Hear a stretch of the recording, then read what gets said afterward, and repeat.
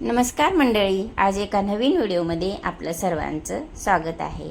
कोबी धुवून स्वच्छ करून घेतली, बारीक काप करून घेतले, एका बाउलमध्ये ते काढून घेतले आणि त्याच्यामध्ये मी मीठ टाकलं. आता आपण कडक कडक केलेलं गरम पाणी आपण त्याच्यामध्ये टाकून घेऊ.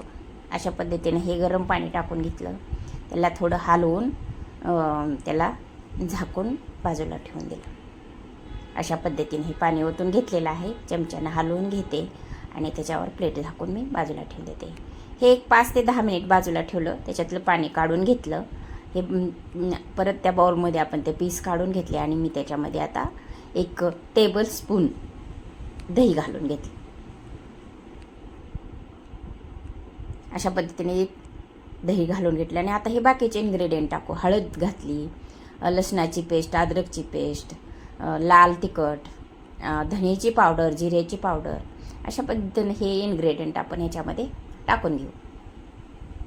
बघा, हे सगळं कोबीच्या त्या पीसमध्ये आपण हे सगळं टाकून घेतलेलं आहे. अशा पद्धतीनं बघा, कलर पण छान आलेला आहे. आता आपण जर 1 चमचा तेल पण टाकून घेऊ.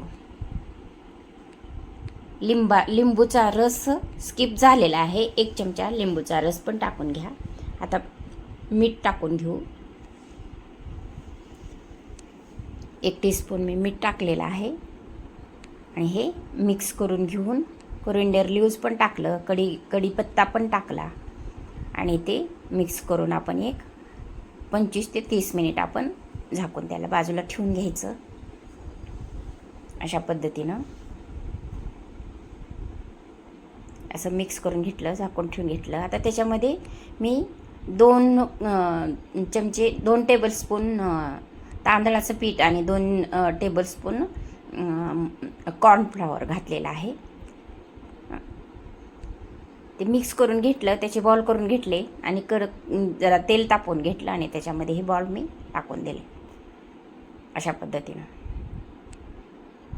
हे 80% बॉल शिजलेले आहेत. मी आता हे काढून घेते. अशा पद्धतीने हे बॉल्स मी काढून घेतलेले आहेत. तसेच बाकीचे पण मी सगळे बॉल्स काढून घेते. आता हे सगळे बॉल मी काढून घेतलेले आहेत आणि आता हे जे काही 20% राहिलेलं आहे ना, आपण त्यासाठी पण आपण हे त्याच्यामध्ये टाकून घेऊ. कडक तेल तापवलं, एक 5 ते 10 सेकंद आपण हे कडक तेलामध्ये हे बॉल टाकून घेतलेले आहेत. कारण हे असं केल्यामुळं आपल्याला ते बॉल्स क्रिस्पी होतात आणि कुरकुरीत आपल्याला खायला पण चांगले लागतात. आता आपण हे एका प्लेटमध्ये काढून घेऊ. बघा, अशा पद्धतीने हे पण आपण ह्या प्लेटमध्ये काढून घेतलेलं आहे.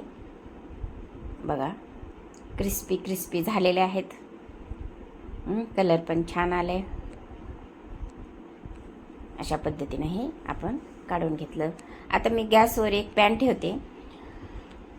पॅनमध्ये 2 चमचे तेल टाकलेलं आहे आणि आता त्याच्यामध्ये मी जिरे टाकून घेते. 1 टीस्पून मी जिरे टाकलेले आहेत. त्याच्यामध्ये लसणाची पेस्ट टाकली, अद्रकची पेस्ट टाकली आणि त्याच्यामध्ये 1 4 लाल मिरच्या काप करून टाकल्या. 2 तुकडे करून मी त्याच्यामध्ये टाकून घेतलेलं आहे. कढीपत्ता पण टाकलेला आहे. आता हे थोडं मिक्स करून घेऊ. अशा पद्धतीनं हे सगळं मिक्स करून घ्यायचं, फ्राय करून घ्यायचं व्यवस्थितरित्या. त्याचा कलर व्यवस्थित चेंज होईपर्यंत आपण हे फ्राय करायचं.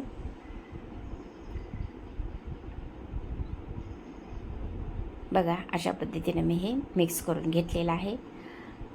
आता त्याच्यामध्ये मी 1 टेबलस्पून दही टाकलेलं आहे.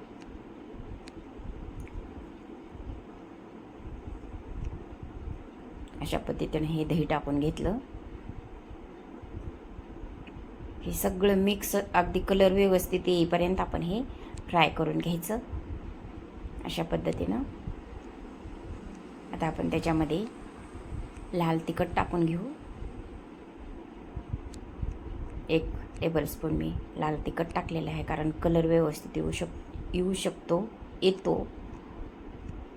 बघा, आता ह्याला पण आपण ह्याच्यामध्ये आता थोडं मीठ टाकून घेतलं.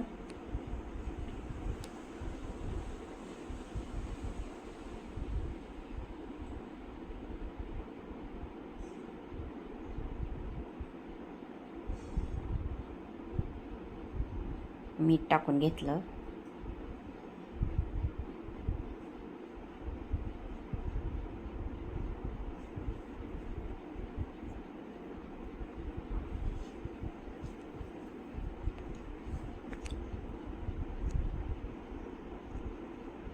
बघा कलर किती व्यवस्थित आलेला आहे, किती व्यवस्थित असं म्हणजे ते तेलाच्या बाजूला सगळं निघते असं दिसत आहे. कलर पण छान आलेला आहे.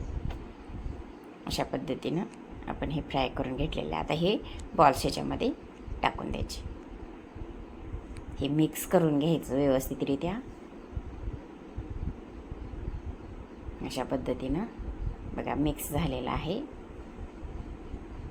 झाला आपला 65 कोबी 65 तयार झालेला आहे. कलर पण छान आलेला आहे. बॉल्स पण छान झालेत. अशा पद्धतीनं आपण हे एका बघा कलर छान आला, छान दिसतंय. प्लेटमध्ये काढून घेऊ आपण. प्लेटमध्ये सर्व करून घेतलेलं आहे हे बघा. अशा पद्धतीने मी हे सर्व करून घेतलं. हे आपले गोबी 65 तयार झालेलं आहे. अशा पद्धतीनं छान कलर आलेला आहे, छान दिसते. चला पुढच्या व्हिडिओमध्ये भेटू. Thanks for watching.